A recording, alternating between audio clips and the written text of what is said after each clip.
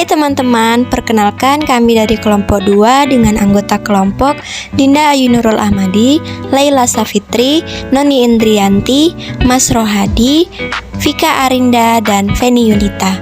Di video kali ini kami akan membahas tentang perkembangan kegiatan pembelajaran dan media pembelajaran. Ingin tahu kelanjutannya? Selamat menyaksikan.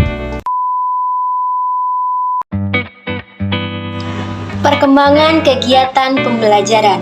Pemahaman umum kegiatan pembelajaran adalah proses guru dalam mengajar dalam kelas. Pengertian kegiatan pembelajaran secara sederhana dapat dikatakan bahwa kegiatan guru dimulai dari penyiapan bahan ajar atau perencanaan, pelaksanaan atau proses pembelajaran, tindak lanjut dari perencanaan, dan hasil proses pembelajaran. Proses pembelajaran adalah usaha yang dilakukan oleh guru untuk membantu proses terjadinya belajar pada diri siswa. Pembelajaran harus dirancang dan dilaksanakan secara sistematik dan sistematis. Secara umum, prosedur terdirinya pembelajaran itu meliputi kegiatan pendahuluan, kegiatan inti, dan kegiatan penutup. Namun sebelum melaksanakan kegiatan pendahuluan, ada satu hal yang tak kalah penting yang harus dilakukan oleh guru dalam menempuh proses pembelajaran, yaitu kegiatan pra-pembelajaran. Kegiatan pra-pembelajaran atau disebut juga kegiatan pra-instruksional adalah kegiatan pendahuluan pembelajaran yang ditujukan agar siswa siap untuk mengikuti proses pembelajaran. Kegiatan pra-pembelajaran ini bersifat umum dan tidak berhubungan langsung dengan kompetensi atau materi yang akan dibahas dalam kegiatan inti. Usaha yang dapat dilakukan guru dalam tahap pra-pembelajaran yaitu ada 5. Yang pertama, menunjukkan sifat yang menarik. Yang kedua, menciptakan suasana belajar yang menyenangkan. Yang ketiga, memeriksa kehadiran siswa. Dan yang keempat, menciptakan kesiapan belajar bagi siswa. Yang kelima, menciptakan suasana belajar yang demokratis. Untuk pengembangan pembelajaran itu harus melalui tahap-tahapan. Seperti yang sudah saya katakan di awal tadi, yaitu prosedur pembelajaran terdiri dari kegiatan pendahuluan, kegiatan inti, dan kegiatan penutup. Kita bahas yang pertama, yaitu kegiatan pendahuluan. Kegiatan pendahuluan merupakan kegiatan awal dalam suatu pertemuan pembelajaran yang ditujukan untuk membangkitkan motivasi dan memfokuskan perhatian peserta didik untuk berpartisipasi aktif dalam proses pembelajaran. Dalam kegiatan pendahuluan, hal yang harus dilakukan guru yaitu yang pertama, menyiapkan peserta didik secara psikis dan fisik untuk mengikuti proses pembelajaran. Yang kedua, mengajukan pertanyaan-pertanyaan yang mengaitkan pengetahuan sebelumnya dengan materi yang akan dibahas. Yang ketiga, menjelaskan tujuan pembelajaran atau kompetensi dasar yang akan dicapai. Dan yang terakhir, menyampaikan cakupan materi dan penjelasan kegiatan sesuai dengan silabus. 2. Kegiatan inti.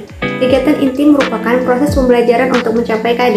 Kegiatan pembelajaran ini dilakukan secara interaktif, inspiratif, menyenangkan, menantang, memotivasi peserta didik untuk berpartisipasi, serta memberikan ruang yang cukup bagi prakarsa, kreativitas, dan kemandirian sesuai dengan bakat, minat, dan perkembangan fisik, serta psikologis peserta didik.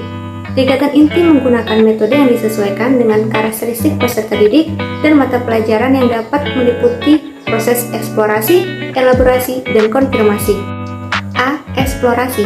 Dalam kegiatan eksplorasi, yang dilakukan guru adalah 1. Melibatkan peserta didik mencari informasi yang luas tentang materi yang akan dipelajari dengan menerapkan sistem alam, yaitu menjadikan alam lingkungan sekitar sebagai guru dan belajar dari aneka sumber. Yang kedua, menggunakan beragam pendekatan pembelajaran, media pembelajaran, dan sumber belajar lain. Yang ketiga, memfasilitasi terjadinya interaksi antar peserta didik, serta antara peserta didik dengan guru, lingkungan, dan sumber belajar lainnya. Yang keempat, melibatkan peserta didik secara aktif dalam setiap kegiatan pembelajaran. Dan yang kelima, memfasilitasi peserta didik menggunakan percobaan di laboratorium, studio, atau lapangan. B. Elaborasi. Dalam kegiatan elaborasi yang dilakukan guru adalah 1. Membiasakan peserta didik membaca dan menulis yang beragam melalui tugas-tugas tertentu yang bermakna.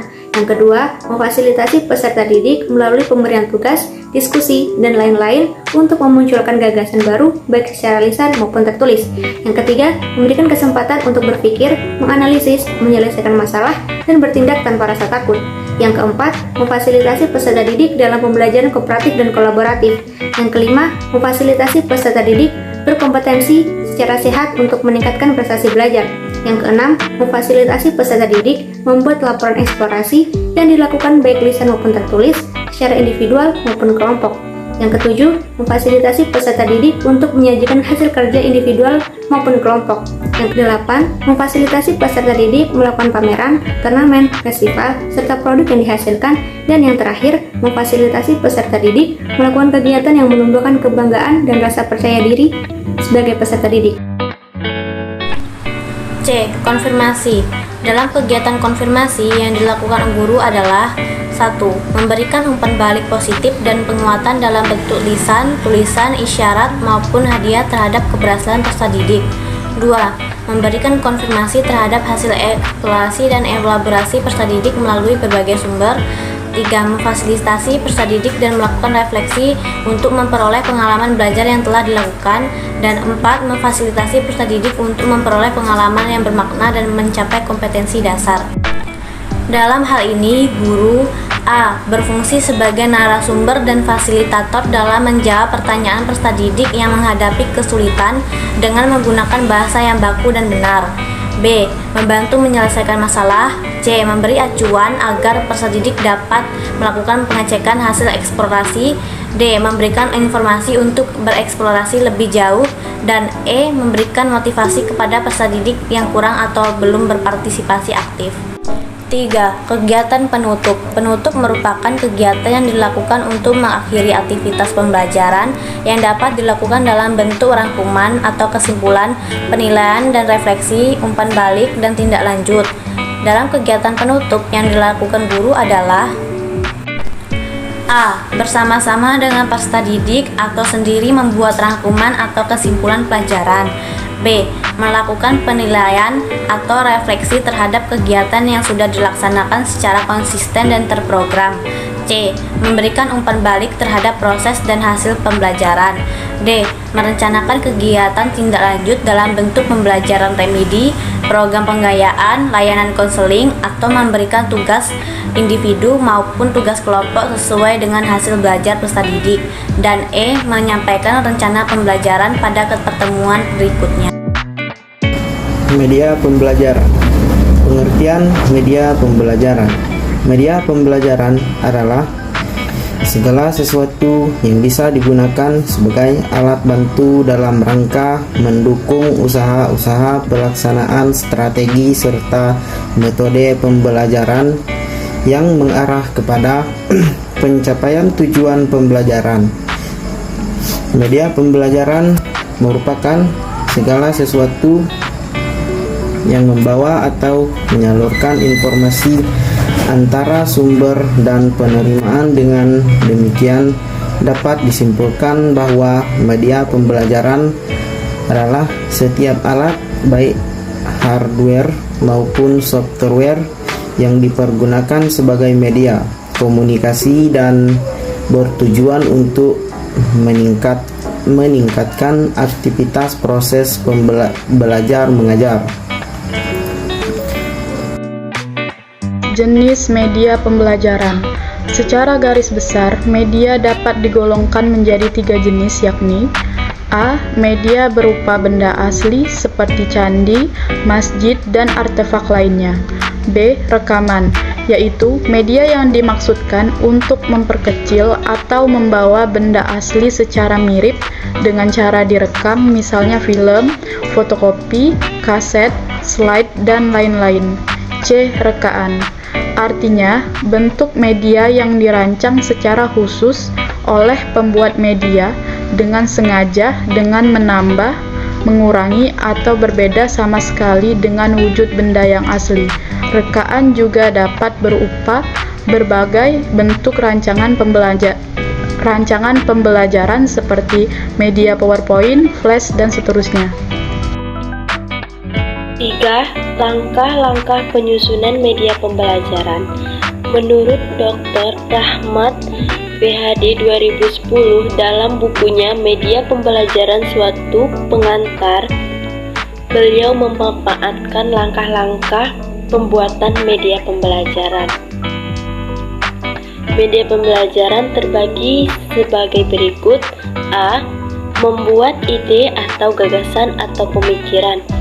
B. Menganalisis kebutuhan dan karakteristik siswa. C. Merumuskan tujuan. D. Menentukan kerangkai isi bahan pembelajaran.